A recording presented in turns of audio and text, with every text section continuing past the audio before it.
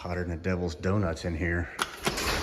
If you own one of these square bodies and you actually drive it like we do, clearly, because that's filthy and that's filthy. One thing you'll learn if you ever drive it at night, the headlights, no bueno. Out of fairness, anything without HID or LED HID headlights anymore, just don't cut it once you've had a set. These are certainly no exception. Lucky for us, the folks at Headlight reached out and said, hey, we want you to do an install video of some of our LED headlights. But since these OE headlight assemblies are sealed beams and you can't just change the bulbs, you'll first off have to order a new set of housings, and you can find them on eBay or Amazon that are made for the H4 bulbs to be adapted into them, like this set that we have. You can see on screen what the part number these are. Also, it probably shows that there are options of how to order these. But this is what fits our housings. So I ordered 2 pair. One will be wired up for high beam and one for low beam. I just love, and I'm a sucker for good packaging, and these have an instruction manual, which is super handy for someone who will take the time to read it. Get down to these headlight bulbs. You know, back in the day when you did a conversion, you had to have this giant module mounted externally. Oh look, a pair of gloves down there even for install purposes. You know, used to you weren't supposed to touch specific bulbs because the oil from your fingers would just make it burn out faster. These guys have the 3-prong plug on them. You can see where the lighting fixture is, heat dissipation here, and a little fan in there that comes on as soon as power is sent to the bulb. So I've removed the factory headlight assemblies from the truck so we can kind of get a better look and compare how these sealed beam situations that they come with differ from the bulbs that we're going to change.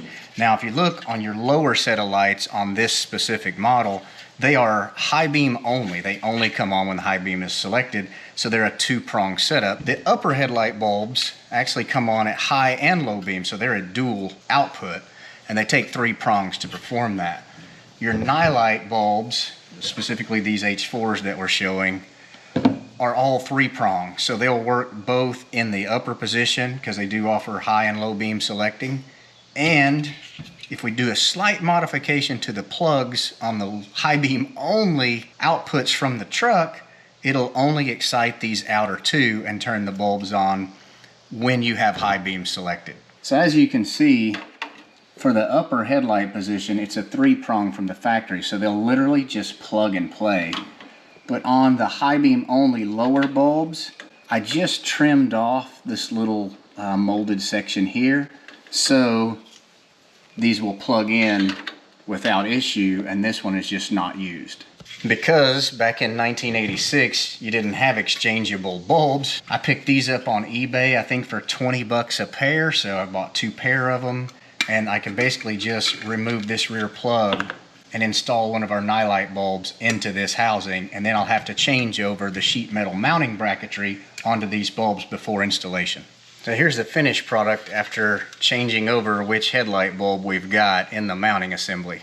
I did forget to mention, you basically just need a bent set of needle nose pliers to remove and install these headlight assemblies.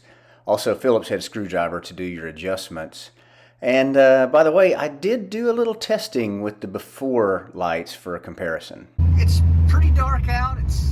I don't know, but it's 9:30 at night. There's a little bit of skylight left, but you can kind of get the idea. There's the low beams and then high beams.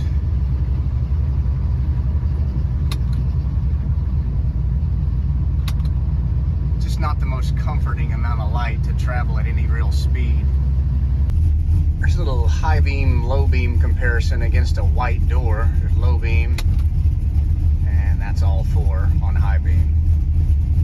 If there was a hard part, I'd say that part's done. They're mounted.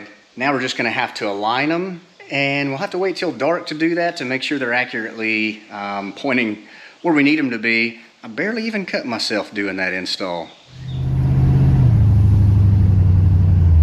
I hope you can hear me just fine. I've got the windows down. It's such a beautiful night, but wow, I cannot believe the difference in these headlights from just such a simple changeover.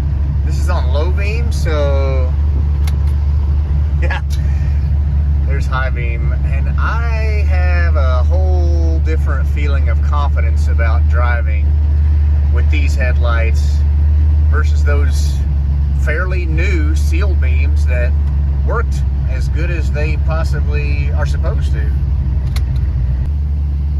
So here's your split screen comparison to the standard headlights versus these Headlight HID LEDs. The light door comparison looks quite a bit different. That's low beam and high beam.